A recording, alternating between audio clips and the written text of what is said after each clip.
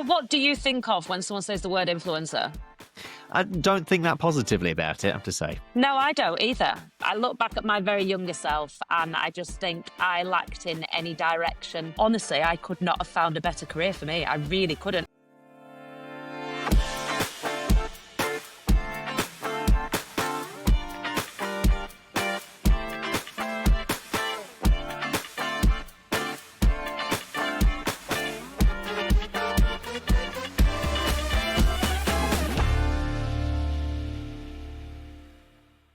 Hello, everyone, and welcome to episode 315 of Meet the Farmers. I'm your host, Ben Eagle, and I'm very excited to bring you this episode. And trust me, listeners, anything could really happen over the next 30 minutes to an hour or so. My guest probably needs very little introduction. But I'm going to give her one anyway. We're heading to the Eden Valley in Cumbria today, and I am joined by farmer, podcaster, and countryside content creator. I'm taking that from her Instagram bio description. I like that. Yeah? I like that. Take that. Charlotte Ashley. Charlotte and her husband, Roy, are new entrants into dairy after farming beef and sheep. So there's an interesting perspective there. They're milking around 120 Jersey cows using a robot milking system. And they also still have some sheep on the farm. Charlotte isn't from a farming background. She grew up in Preston. And before meeting Roy, her other half, by chance at a party in Manchester, she was a carer and did care in the community work. For a time after moving to Cumbria, she continued this work alongside working part-time on Roy's farm. You can see I've done all my research, Charlotte. Charlotte is perhaps one of the best-known farming content creators in the UK. As she says on her YouTube channel, she is not an influencer, more of a farmer with a social media presence, and will perhaps talk about that influencer Grasping label. onto that, like. Definitely. Yeah, we will perhaps talk about that influencer label in the interview today. With her content, I took this, I can't remember where I got this from, but yeah, she wants to reach out to non-farming general public and help to bridge the rural-urban divide. And that's really key. I think that really comes across in a lot of the stuff that she does. She's amassed a very large following across most social media channels, from Instagram to TikTok, to YouTube, of course. And at the time of recording, she has around 28,000 subscribers on YouTube. She's also one half of Wilson and Ashley, podcasting partner in crime with Yorkshire farmer Rebecca Wilson, a show that we'll no doubt also talk about. Charlotte Ashley, welcome to Meet the Farmers. Are you going to describe what you've just been doing before we start recording? Well, I thought that I would have a couple of minutes to download the app that I needed. Yeah. So I left my phone on a fence and we went to feed some cows across a field. Absolutely fine. Came back, decided I needed coffee, made a brew, logged onto the call and said, I'm so sorry I'm making coffee. I can't not do it. I'm just going to have to. And then came over to the shed because we get better Wi-Fi over here because it's attached to the robots. And the robots had broken. So then I had to fix the Lely Discovery Collector too. And yeah, divert it back to its charger. So we've been doing that. So we're a little bit late. That's fine. The joys of robot milking systems. It is authentic. It is. Are you still happy you've gone down the robot line? Yes, I think they're incredible. I don't think we'd have taken to milking cows morning and night quite the same. But as we'd never done anything else, I can see the pitfalls of it if you were, a traditional dairy farmer and, you milk your cows and that's you done. I don't mean done work, but I mean, that's your cow's milk, that's them done. You then move on and you have more of a routine, I'm going to say. Whereas with these things, they go in all hours of the night, all hours of the day. Things can go wrong in the middle of the night. Like as we've just seen, the poo robot stopped working. And yeah, so you're very dependent on that technology keeping working. Let's start by going back to your pre-farming life. So you grew up in Preston and you worked in social care until you met your husband, Roy, by chance. I love that part of the story, at a party in Manchester. But I'm interested, I Yep. mean, did you ever imagine that you'd work on a farm, or did you even think about farming before you met Roy? Because obviously it's such a well, it is your life and everything now. But did it feature at all in your way of thinking? Not all. Not even not one bit, and that's the bit that now I mean, I'm 36, I've got 2 children, we're running a farm, and, I'd like to think that we've made our path in life. But honestly, meeting Roy was such a small chance of meeting someone at a random party of a friend in the middle of Manchester, and, I just think what would have happened to me. I mean, yeah, I would have probably, bumbled on and done care work, but I would not have found my absolute everything that is farming. And I just think how many people haven't found that path Yeah, when that's all they would have lived for. They are made to do this. yeah. What was your life like growing up? Tell me about that. Absolutely wonderful, to be perfectly honest. We lived in a place called Lostock Hall, Preston, and my mum had a hairdresser shop, and my dad worked at BNFL, British Nuclear Fuels Limited, I think it was at the time. And he'd worked there all his life. He was a painter and decorator, and then that is all he'd done. He's one of the people that you got a job, and that was your job for life. So we were fairly, we were. I wouldn't say we were flush for money at all, and they probably made do with what they had. And then yeah, I failed pretty much everything going through school. I just kind of drifted and just kind of went under the radar. I didn't misbehave, so I wasn't pulled up on anything. Um, Went to college, got kicked out literally within the year just for doing no work, no accountability.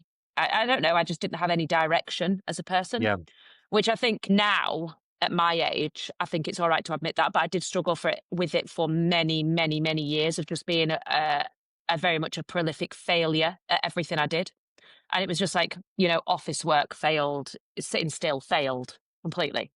And it's interesting, me and Rebecca were talking about it the other day, and I wanted to find there was a lady who pulled me up on talking about it at Lama. I did a panel discussion with Caleb. It was for Farmers Guardian, and there was Caleb on one side and a lovely lady from City and Guilds next to me, and two other lovely ladies. One did the film about soil. I can't remember her name, but she was superb. Anyway, okay. we were saying, me and Caleb were saying, you don't have to do well at school. And we were kind of, championing, slightly the underdog, saying that you can still succeed in farming. And she Yeah, she was visibly quite cross. And I remember looking at her and thinking she's not happy about what we're saying. And when it came to questions, she was like, "Do you not think you should be telling children to try and do well in school? Why are you telling them they don't have to try?" And that was the first time somebody's kind of pulled me up and said, "Hold on a minute. Yes, you have your viewpoint, but actually, can we not encourage kids to try and do well?"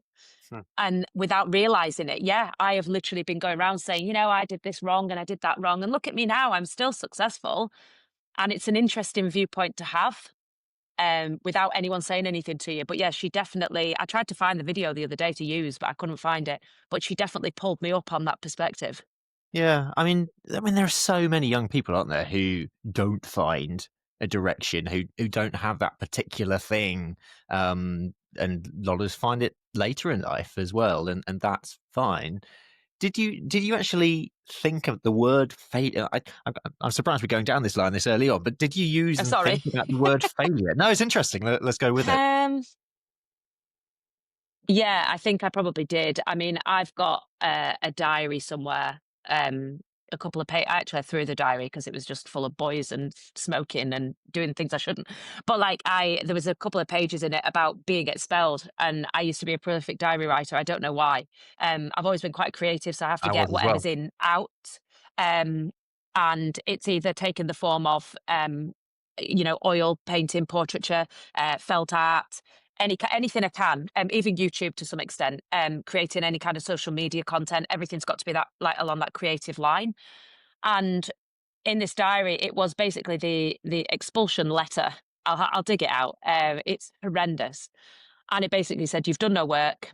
We tried to pull you up on it, and you didn't listen, basically. And yeah, you kicked out of college. That's it. And I'd highlighted bits of the letter and I'd annotated it, but I was so angry at this woman Yeah. for expelling me. I don't think I could read it. It's probably awful. I'll have to go back and have a look just to, refresh my memory at what a little shit I was. Um, but like, I was just so angry that they'd done this to me, and I took no accountability whatsoever for the fact I did no work, and I didn't. I Okay. think as soon as you're in that school environment and people are kind of keeping you on the straight and narrow, you've got to do your revision, you've got to do this, you've got to do that, and then you go off to college to do a subject that I had little to no interest in. I mean, I did childcare. I mean, I am, well, a substandard parent to say the least. My children are dragged up on a farm. They're great, but they were very feral. And I just think childcare for me now, I look back, was the most alien thing. But like when you didn't do particularly well, it was either hairdressing or childcare for me. That was the route Yeah. that the girls who didn't do well were pushed down. And yeah, I just feel social media wise, I do listen to other people say it, and I think, oh God, that's so cliche. But if I reach a couple of kids, from the middle of Preston who don't see any direction for themselves, and they get a tiny spark of maybe I could do that. I mean, my uncle, for instance, worked as the landscape gardening tutor at my school college whilst I was at school, Okay. picking my options all through college. How did I, who has such a passion for farming and had a shoe in, knowing all about Myesco, knowing all about the tutors, I'd done my work experience at the marketing department, so I'd looked through all of the leaflets. How did I not see that this path was made for me? And I just think of all the people that, just drift on through life and don't find, such a joy that I have found in being outside, farming, being busy, things breaking down on you. You're always active. You're always kept on your toes. You don't get Yeah. bored. I mean, I never have the devil it makes some work for idle minds, doesn't it? And I always seem to be occupied, which is quite good. And I think it is a very grounding place to be. Yeah. I mean, it's a pretty difficult question to answer, isn't it? But if farming came on a plate to you back then, whether it was farmers came in to see you, or it was actually sort of you were exposed to it at that age before you met Roy, do you think you would have jumped at it then? No, I don't think I would have been interested, and that's the sad thing. I don't think I wanted the work. I think I was lazy. I was lazy. I was of the age of watching like the Osbournes and the Kardashians. And I kind of all I can remember wanting was like, designer handbags and with no work to get there. I mean, I just Oh, wanted good. that lifestyle that I saw on TV. But that's And so common as well. I know, and I don't know why people I don't know, it's a funny I like to say it because I think other people paint this romanticized view about falling into farming, whereas mine it was a path that you wouldn't necessarily have been proud of. And it wasn't anything disastrous. I've got no trauma or, no massive story to speak of. But it was just very mundane and just stumbling on through one thing and another, falling out of my parents because I just didn't have any drive. And yet, look at me now. I mean, honestly, I could not have found a better career for me. I really couldn't. Oh, and Roy might disagree with you, but I'm sure not. I mean, I'm also interested in like what on earth did Roy say? And in the in that sort of first meeting, I'm guessing you weren't talking about farming straight away. So was it like a gradual thing that you started to get oh no, interested in farming, oh or were God, you hooked no. straight away and you were really interested? Well, we were see, I'm from a place called New Longton, which it is there. There's a lot of farms there, but obviously I had nothing to do with them. Very they grow fruit and veg, a lot of like fab filed and fresh potatoes, if you know what I Yeah. mean. It's sort of that Southport kind of, you know what I mean. And so I think we will have ended up talking somewhat about not the countryside as such, because I wouldn't have even spoken about that. And I don't know why I thought that he worked in a pub. He doesn't work in a pub at all. Okay. He worked at his family had a Ford garage. I don't know why I thought he worked at a pub. Anyway, we started talking, um, And I just, yeah, we got to know him. I came up here a few times because it was obviously an hour up the road. And I think we went out for maybe 3 or 4 months and I'd moved in. Like that Wow, was it. that's And it quick. wasn't just me either. It was horrendous. We were looking back, it was so irresponsible. But I just remember that hour commute, I'd work nights and I'd do 3 on 3 off at a dementia care home, like a secure unit. Wow. So I'd do my 3 off, and then as soon as I'd finished in that morning, I'd set off and I'd drive up here. And yeah, I remember just coming up and then we'd spend 3 days together and then I'd get in the car and come down. My mum didn't know what on earth was going on, honestly. It's ridiculous. I was only young. I think I was 22. And yeah, we really did just hit it off. And you know, I think it's because when I look back, we've had this conversation recently. Roy is particularly organized, intense, very, very driven, incredibly clever. And it was very much Yeah. he gave a structure where I didn't have one. And I thrived off that. And so when he said, right, we're going to the farm and you're going to open these gates and I'm going to drive through and then I'm going to dump the straw, you're going to spread the straw and I'm going to do this, I'd go, okay. And I'd go and do it. And it gave me that direction that I'd never had since being a child. And it's just Okay. honestly, it's just my personality type. And Rebecca won't mind me saying, her and Roy are like two peas in a pod. She's also on the business side of things, she is another one that is keeping me very much in line. And I think I have a tendency to go, oh, I'll make a reel. Oh, I'll make a this. Oh, I'll go make a YouTube video. Oh, I fancy doing this.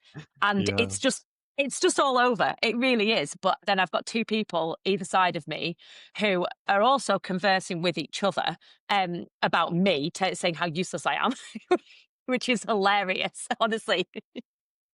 They both sympathize with each other about me. But yeah, it works exceptionally well. And I don't think I could have landed on my feet any more than I have done with Roy. He's absolutely brilliant. Yeah. I mean, also, Darissa, you are very self-deprecating. We know that, so it's Yes. like. So, the next question is, and I want positive ones here. What 3 Okay. words would you use to describe yourself? But I want positive words. Supportive, happy, and I like to think I'm fun. Like, I I know think that's not necessarily like good for business, it can but be. I will bring the fun. I think you need to have fun in life. You need to have fun in business. Yes, Um, and I'm always let's talk about I don't the drink, so that I'm a designated driver, so always a bonus. yeah. Like, if you want me as a friend, I That am is driving. I mean, that's a always a good useful point friend about to have. me. Exactly. Let's talk about the shift in the business as well, and the shift in the farm. So you've moved from beef and sheep into dairy, Yep. which is a bold move. A lot of farmers would sort of look at that and thinking, "Yeah, good on you." And you're using a robot milking system. Talk me through that decision as to why you were going to do that. It has been a dream since, as long as I mean, I've been here 16 years, and Roy had sort of had an inkling that he had 40 acres, and there was a farm next door. And the farmer had Jersey cows. Tom Savage, absolutely excellent man. And he's given us a lot of time. He's been really helpful in this transition. And yeah, they showed Jersey cows. They were absolutely brilliant. And it was silly things like Roy would be spraying weeds or whatever, muck spreading. And I would obviously be, at the time, the girlfriend wandering around and I'd be bored and I'd be leaning over the fence and these little Jersey cows would come and flutter their eyelashes at you. Yeah, And he'd read an article, I think it was in the Northern Farmer, which is actually a free magazine that you get from the vets and, you know, wherever. And it was saying about the premium on Jersey milk. And at one point there was it's not so much nowadays, but there was a huge premium on Jersey milk. And he thought, well, we've got, you know, inspiration from the Jersey farmer next door, who we ended up approaching him and yeah, bought the farm, which was also unbelievable to actually be able to do such a wow, thing. Yeah. And so that put Roy's dad's land and this farm together. and we always had the view that we wanted to milk cows.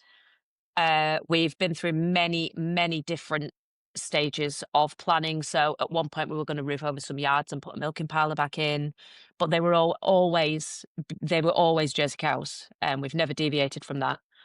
So yeah, we decided on robots, and Lely were, for us, they were the obvious choice because they were so close. They're at Longtown, which is only, it's a couple of miles up the M6. And also they were I like the look of them, the ease of them. And we went to the Highland Show a couple of years ago before we got them. And our land agent, Thomas Armstrong, was at the petrol station, and he said to Roy, get out there and get some, the grants were all coming out, and get out there and pick some Okay. robots, go and speak to all the suppliers and this, that, and the other. Anyway, went to the Highland Show and there was only Lely there. So we Right. walked onto the Okay. Lely stand and we said, we'd been accepted for no, we hadn't. The shed was up. So the shed went up in 2020.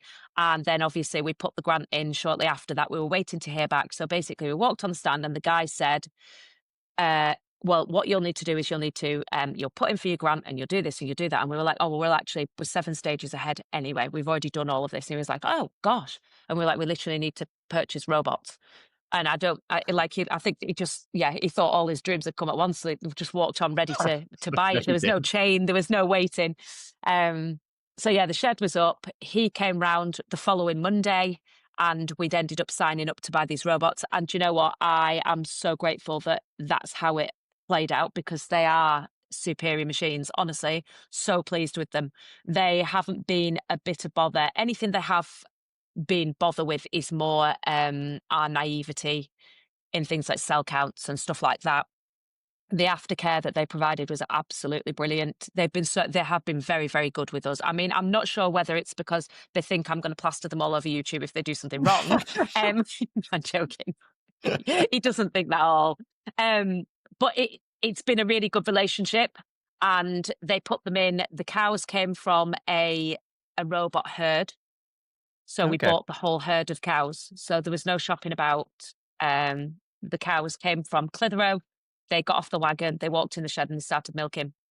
And if anyone's done a robot startup, that is a dream. Like Yeah. you don't get that. And we were so lucky. But I think we kind of needed that little bit of a break because we really didn't know what we were doing. And we still don't. Like a year later, we're learning.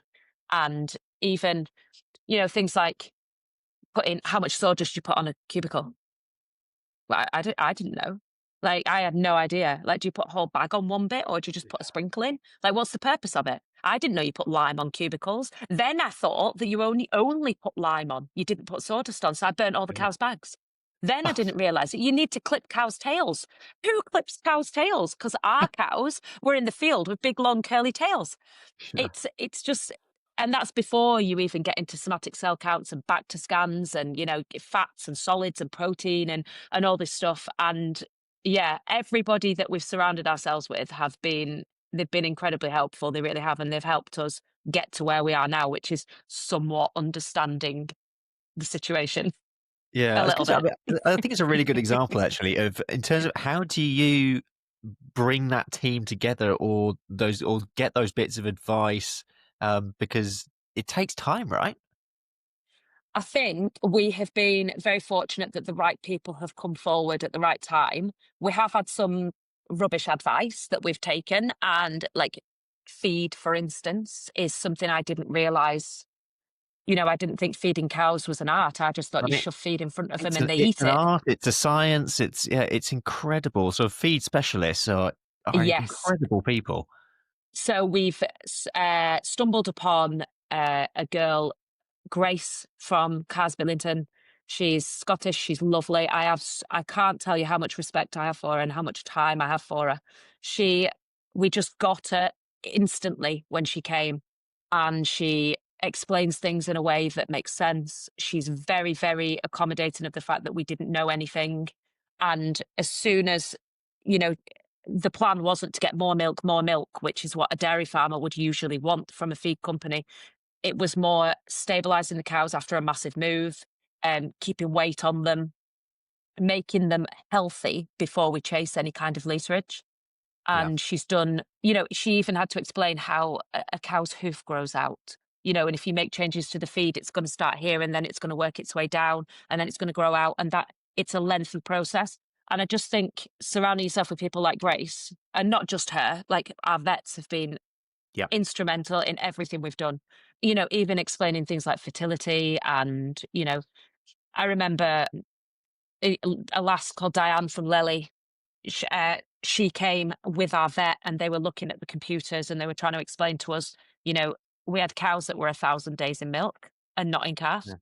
Right. So obviously, if there's a dairy farmer out there that hears that, they'll go, good God, grief, Yeah. like that's extreme. We had to have all this explained to us why this was not a good thing. And it's taken time. But yeah, I do feel we are getting a handle on the situation a little bit better now. When Yeah. something happens, we can kind of like we can gauge what's going on. I mean, there was two cows that had flip stomachs early on. Yeah. I didn't know what it was. They ended up dying. No, sorry, one died and one we did an operation, and it was a right upper abomasum or something. I can't remember what it was. It was the one that was harder to do. Anyway, our vet did it, and it was a complete success. She's now milking and happy. But the other one died. I didn't know any of this. I didn't know what a flip stomach was. I didn't know what Perfect. caused it. Why would you? Really? I know. Well, you Before you wouldn't. started.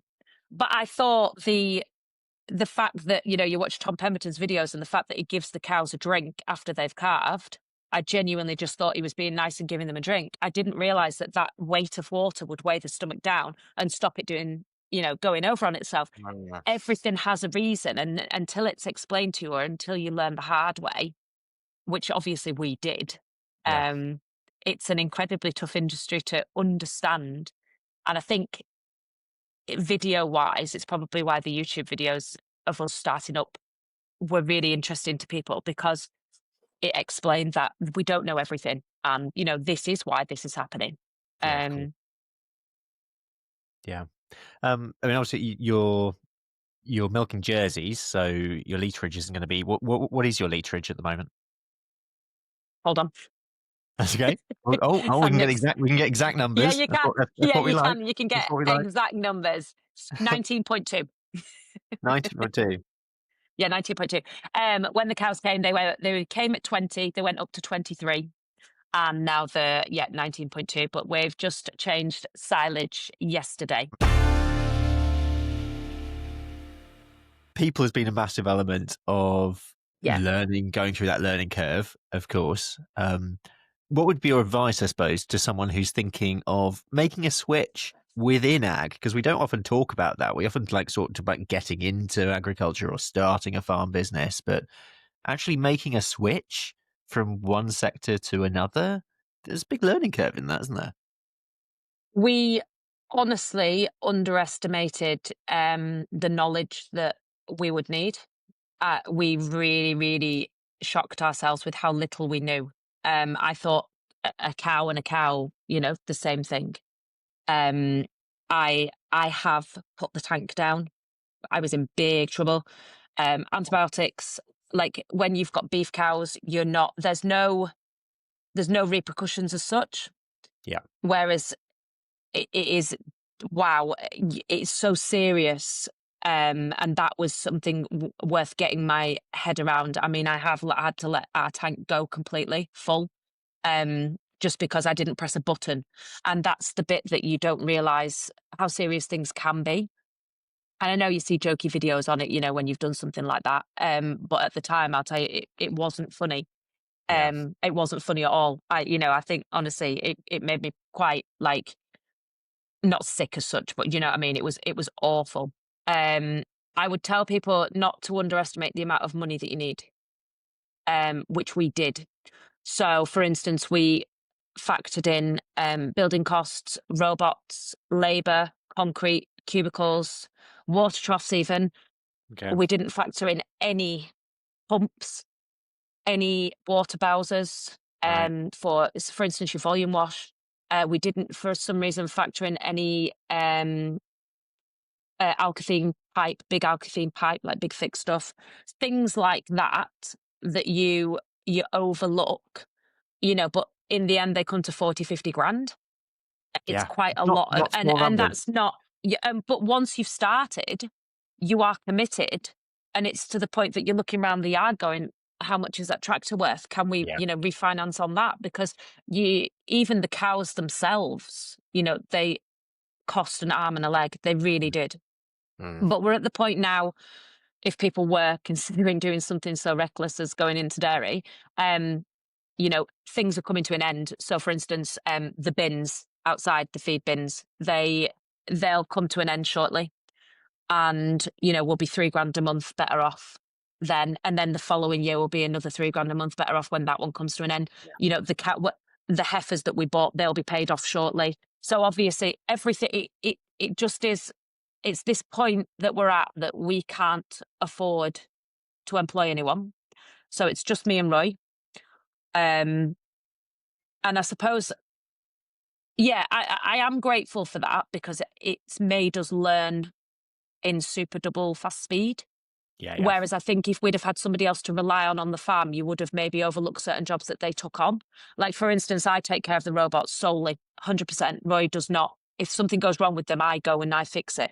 Whereas if there would have been a girl or a lad here that would have taken on one of those roles as their responsibility, we wouldn't have learnt as much. Yeah. So going Absolutely. forward, it can only get easier. I hope. Yeah. Of course it will. I Uh, hope. who are you selling to? Who's your contract with? Graham's Dairies. Oh, with Graham's. Okay. Yeah, so we are we currently are the furthest south they come to pick up milk. And we share a tanker with Abbott Lodge Ice Cream Farm, which are around the corner from us. So we share a tanker. So if we do anything bad to the milk, theirs goes down as well. Yeah. Yeah. Well, what's it like, again, on that sort of transitioning into a new sector? What's it like going for a milk contract as a new entrant into dairy? I have the most organized husband in the world who will only invite somebody onto the farm when every single process has been put into place. Okay. And so what we did is it was an accident entirely. We knew Graham's came to Abbott Lodge, and we thought, well, we'll approach them because they're all Jersey as well. And at the time, it must have seemed to them like we were completely just trying to copy them, which essentially we were. Lizzie, their daughter, she scores our cows. She works for Worldwide Sires. She's come this morning, and she's been such a help. Yeah. And so yeah, we walked onto the Graham stand at the Highland Show, and there was a lady milking a fake cow called Morag. We didn't, not the cat. The lady was called Morag, not the cow. I mean, the cow might have been called Morag, but she was called Morag. Another person who I could not thank enough for all of their help for all of this. Morag, honestly, she babied us. She was so good with us and understanding about our lack of knowledge. She was absolutely brilliant, and yeah, she was so good with us. So she was milking this cow, and Roy said, "Go on, ask him how you get at Graham's. How do you?" Because their tagline was, Graham's a family dairy. Graham's family dairy farmer. Yeah. And Roy was like, "Ask him how you become a Graham's family dairy farmer." And I was like joking, and I said, "Excuse me, how do you become a Graham's family dairy farmer?" Like that, in that voice. The daughter was stood behind me. Okay. Um, Carol Graham was stood right behind Oh, me. really? And she went, "Oh, what did you say?" And I was like, "Huh?" And I was like, "Oh, I was sorry. I was just joking. I said, how do you become a Graham's family dairy farmer?" And Roy was looking at me, and like Roy likes to send emails and have processes, and there was me just like saying something Yeah. stupid and something off the cuff happening, and I think it probably destroyed him a little bit inside. But she said, "Oh, I'll get Morag for you and she'll help you." Anyway, she grabbed the woman milking the cow and said, "Morag, these people want to speak to you." Oh, So we were wow. thrust into the conversation that we would have probably rather have sent an email and worded it really well and read through it 5,000 times and, argued about it a little bit and then sent it. No, we had to have that conversation there and then. So we basically said, "I am so sorry to bother you, but we're interested in becoming Graham's dairy farmers and we don't know how." So we explained what we were doing. She also turned up the week after, and I can't even tell you how tidy the farm was. Like you could have licked the concrete because we were so scared they were going to say no. And we Yeah. desperately just wanted to be on. I don't know. I just believed in their ethos. They're small. They are a family dairy as well. They have a farm. They farm themselves. Well, they have a wonderful farm manager. And that's the bit that we liked, and they also went round the corner, so we honestly, we were desperate to be on with them, and it was first choice. Okay. And yes, she literally walked around the farm, and yes, she literally said, "Well, I'm quite happy that Mr. Graham would offer you a contract there and then," after meeting her. Honestly, I think Roy nearly cried. I was like, "I can't believe it." Like, that was the bit that we needed to do to seal that we hadn't sorted out, and it just kind of it was so lucky. I wouldn't say it fell into our laps, but, we it did just happen like that, which was Yeah. amazing, really. Yeah. It's funny how life happens sometimes like that. Yeah, I know. Let's turn towards social media and this phrase that you're not an influencer, more of a farmer with a No. social media presence. Let's unpack that a bit. Why do you say that, and why do you back away from the term influencer? Why does it really get you up? Well, what do you think of when someone says the word influencer? I don't think that positively about it, I have to say. No, I don't either. I don't. I think it reminds me of I always say, like, a girl ringing a restaurant and saying, "I'm an influencer, can I have a Yeah. table?" Like, do you know that's what the connotation that goes with it. And I also think influencer, it's quite empty. Like, there's no it's creating content for the sake of creating content. Whereas Yeah. It's like, I'm not being what's the reason behind it? yeah, we are invested. Our whole lives are invested in what we are doing, and we're just sharing about it. And you know, it's the stories you see of people, and there was a really interesting video the other day went round, and it was a girl, a marketing girl. And it's funny, me and Rebecca are actually going to use it as a talking point on our podcast. And it was, how do you know when ag influencers are buying followers and engagement? And it was Okay. unpacking how you would recognize such. And underneath it, the comments, there was just a few. Underneath it, some of the comments was like, "Oh, that's how they do it." And I was like, Re- so now I am now tarred with that brush of buying engagement and Yep. lots of, foreign accounts, should we say, sending bunches of flowers and love hearts underneath all the videos, which is not the case at Mm, all. Not the case. I mean, and it opens up that wider conversation about, like, how valuable following is and how valuable your engagement is. And, I had a conversation the other day. I have a sheep handling system from Ireland. It's brilliant, actually. It's really, really good. Anyway, I was making some videos for them because I really like them and I like it. And I'm hoping he's going to do me a really good deal on it. If you're watching this, George, cool. I was going to say, drop in the yeah, brand yeah, name. That's fine. yeah, yeah. I know it's Shepherd's Mate, it's called, but honestly, Okay. it is brilliant. It's good. It's Irish. It's good. And I said, "Yeah, I'll make you some videos. Absolutely would love to." And it got me really enthused about making videos again because I enjoyed using it. And it was something that we used to really struggle handling the sheep because we had nothing. And then all of a sudden you've got this wonderful handling system, and it just gave me that enthusiasm back to make a couple of videos. So he rang me and he said, "Oh, how do you think it did?" And I said, "Well, my YouTube videos at the moment, because I have laid off posting, I mean, I've dramatically laid off posting YouTube videos to the point that it's noticeable and people are kind of wondering why." Okay. And I said, Seems "Usually, quite busy. yeah, I am quite busy. But usually if my YouTube videos didn't get 10,000 after a couple of days, I would be disappointed. I Okay. would be. And I have been known, if they were doing less than that, to take them off because I felt that it would damage I don't know how, but it would damage something, like, algorithm wise, and would make that the next one did less, kind of. That was Yeah. what my thinking was. So I said it did about 7,500, but it was very sheep heavy, like very, very niche. And he was like, I said, "But listen," I said, "even if it had got 3 million, George, and you would not have got any more leads off the 3 million than you would off the 7,000, because you are going Absolutely. to be sent out to people that it is irrelevant to them how much the system cost, whether or not the UK grants have just opened up. how much you get, how much it is with the grant, it is irrelevant to a viral video is not going to who you want it to go to. Yeah. It's going to the world, abroad, like everywhere that you don't want it to go to, it's going to. And it just depends what you're wanting to get out of your content. And for a short while, I did not selling as such, but like you do when you get to a certain size, a lot of people approach you about a lot of things, and they do, especially clothing. To the point that I only now, like, Ridgeline have always been great with me since day one. In like Mm, 2019, I think I got my first Ridgeline jacket, and it was one that they actually never made. right. It was just a prototype one, but it's the best one I've ever had. And I don't know why Yeah. they've not made it, because it's absolutely brilliant. And I keep pestering them, and I'm like, you need to make this jacket. You need to make this jacket because people will love it. Even the neoprene around the sleeves, and it's just brilliant. But they never made it. Anyway, I have worked with them for, I mean, how many years is that? That's a long Yeah. time. And to the point that now I wouldn't ruin that relationship and work with anybody else. And I just think the influencer would work with whoever gave them money. Yeah.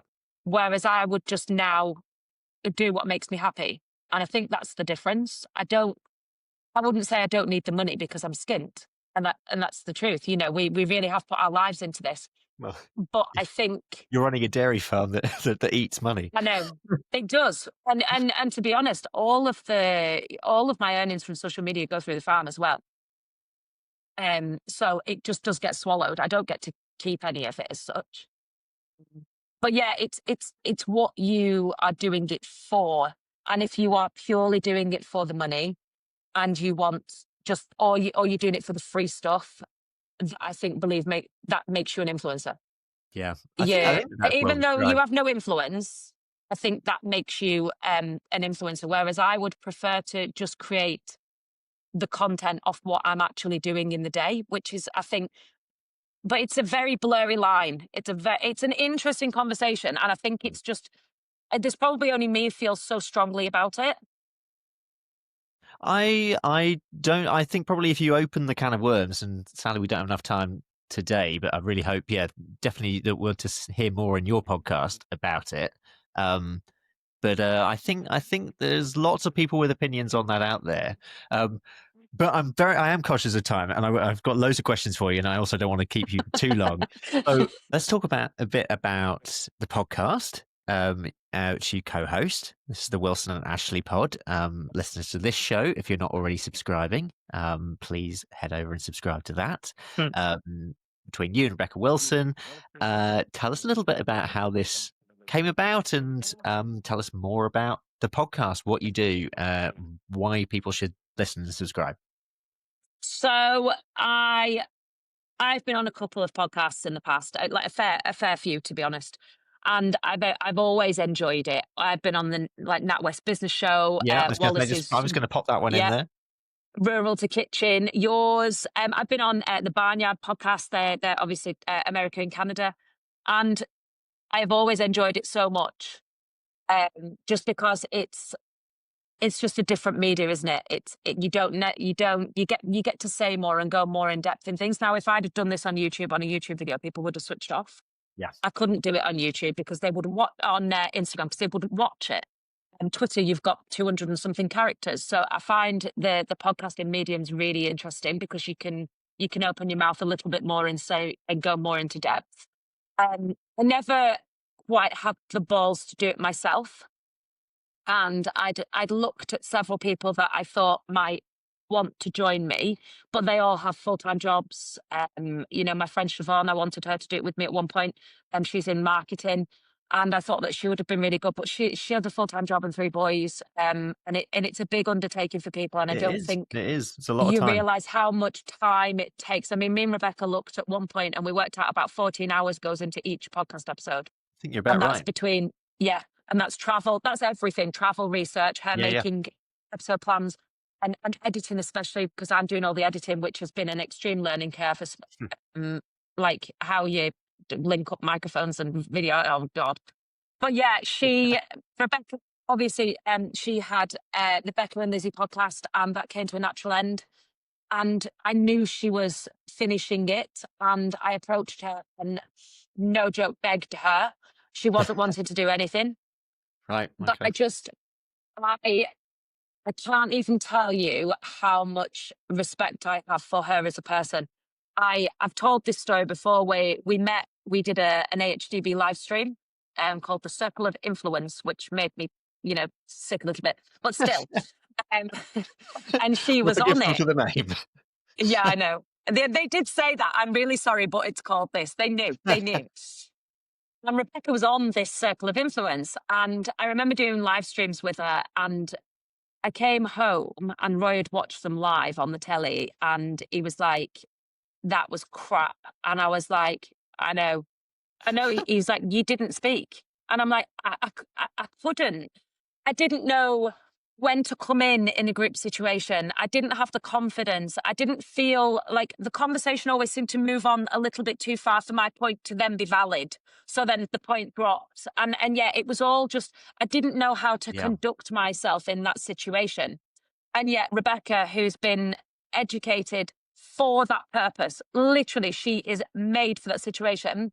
She aced it every time. And I immediately hated her so much. And, but it wasn't her. It was more just, it was a reflection of my insecurities. And I spoke to her about it. And I said, I feel like I'm, imposter syndrome. And I hate that term, but I feel like that's what I've got. I shouldn't be here. I don't know what they really want me for at all. And there was a live stream at Llama, and someone asked the host asked her a question, and she said, "Oh, I think Charlotte would be better suited to answer this." And she literally threw it at me. And for that moment on, I just had such a sense of warmth towards her for actually taking on what I'd said, and not only that, like doing something about it. And we became exceptionally good friends. And yeah, we always seem to end up at the same events, and you couldn't shut us up, to be honest, especially when you get her with Roy, but Roy won't come on a podcast, which is typical because honestly, I'd be fired and it'd just be those two. We could do the Wilson and other Ashley podcast and make it Roy. Or even should, maybe, better, we'll get the other Wilson and Ashley podcast and do Rebecca's dad and Roy. should maybe try that as a one-off. Yeah. But she eventually, after her leaving her podcast had calmed down, agreed to come on one with me, which I'd kind of already decided I was going to do on my own anyway. So Okay. we went through all the picking names and God knows what. And yeah, we really enjoy it. It's amazing. We're really pleased. Yeah, well, I mean, it goes without saying. I mean, you really come across as such a duo already. It's yeah, it's really really good to see. And yeah, so please, yeah, go over and listen to Wilson and Ashley if you don't already. No, thank Just you. a couple of questions on general sort of farming life, because I mean, I'm especially interested talking to any dairy farmer at the moment. Dairy has had some good times. Almost no matter what contract you've been on. We are heading into a little bit more uncertainty, let's say that, We are. um, over the next year, projections and futures and stuff. But farming comes in cycles, doesn't it? Dairy certainly comes in cycles. How Yes. do you feel about everything at the moment? Our milk price, I suppose, being a niche product, is a lot more stable than just the general milk price, to be honest. We are very fortunate in that respect, but also like we get a lot less milk than other people. We really Yeah. do. So you've got to take that into account. I think, yeah, I'm glad we went with the breed of cow we did, which has protected us a little bit from all of this. But other people, honestly, they are really struggling. They are. And, the bigger farms are just going to get bigger. And I think the small family units like ours will just start to disappear. And I find that really sad. Um, but, it's interesting because it plays into everything, even like animal welfare and whatnot. People going about factory farming and things, the bigger they get, the more professional they'll get and the more well run they'll get. Yeah. You'd hope. So animal welfare will go up. It works in I'm not going to say it works in everybody's favor because it doesn't, but I do believe the small family farm does need protecting from all of this, but I don't quite know how we do that. Mm, it's true.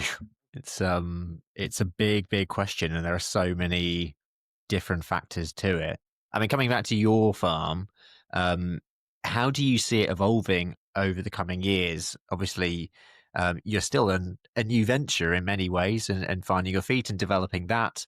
But there are Mm. so many ways that you could develop in future, both in terms of like sustainability side, tech side, all sorts really. Where I do you think see we'll the future for just your farm? I think if we get the first thing we need to do is pay off bills, and get out of debt because we borrowed a lot of money to do this.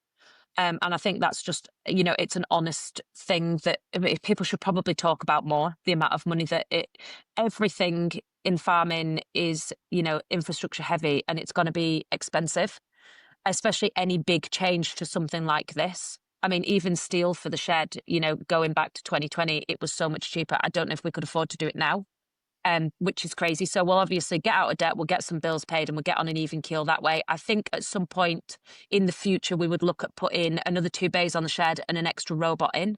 And then that would take us probably 150 cows, but that's it, because we very much are dictated to by the size of the farm we are. Um, and we're very lucky that it is in a ring, like in a ring fence. So we could possibly look at grazing the cows. Stewardship wise, we're kind of disillusioned with the whole stewardship thing, to be perfectly honest. And I know that's not a Yeah. fashionable thing to say, but I don't care. Um, I did a little video. I don't know if I haven't put it online yet, but I'd gone down the river and, we're in seasonal livestock removal. And all of the double hedging fencing, the double fencing and hedging, sorry, and all of the lack of use of the land went towards concreting, and roofing over the silage pit, which Okay. was really handy. So it's all give and take, isn't it? But then the schemes that we put ourselves into, we put them in when we were in beef, and now we're in dairy. They don't necessarily work for us at all. Right. So, for instance, we're not allowed animals on the land, to nip off to nip off the grass, and then therefore your silage starts growing with an older top on. So your grass is already this long, and then it starts growing. So obviously, it's bringing down the quality of your silage, which is not ideal for us at all. Now, other people would probably say they're going to look to, farming more sustainably, more eco-friendly, more regenerative. We are pretty regenerative in general anyway. We are a small farm in the middle of Cumbria. We're not a huge arable farm. Ploughing is still going to be king round here. We have stitched some seed in down the river. We'll see how that goes. But it is very much, if it doesn't pay, we can't stay here. Like it is like that is how serious farming is. If it doesn't pay, we can't be here. So everything we look to do will be more on the more profitable side than the sustainability side right now. But going forward, once we're on an even keel, we'll have that little buffer, and we will be able to Yeah. make better choices for the environment around us. And that's not to say that we're, evil farmers that don't like nature. I absolutely love what we do, and I love taking care of the land that we're, lucky enough to live on. But for now, you know, we need to make money to be able to pay our bills. And I think that's the position a lot of people are in.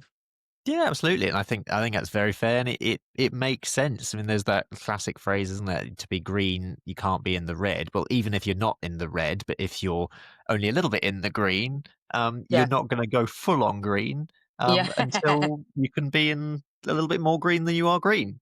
Yeah, I So, know. um, I'm gonna have to start to wrap this up because I've Yeah, that's fine. kept you for way too long. But I'm just wondering. We started this conversation really by looking back to your younger self, Yeah. where you didn't really think about farming at all. You weren't aware of No. the life. You weren't aware that it was going to be your future passion. Yeah. What would you say to your younger self now, knowing what you know now about yourself and your passion for farming? Oh, I don't know, I